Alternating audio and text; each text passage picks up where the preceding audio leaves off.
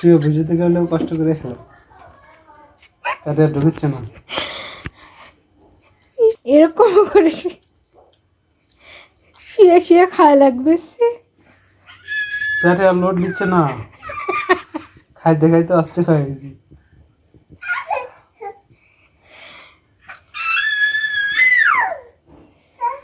এই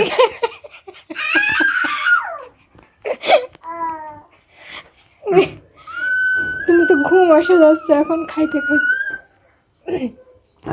দুইটা রোজা রেখে এই অবস্থা।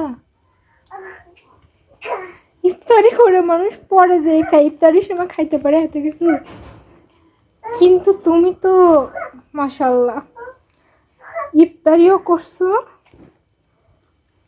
তারপর আবার এখন আবার খাইতে খাইতে শুয়েও পড়ছো।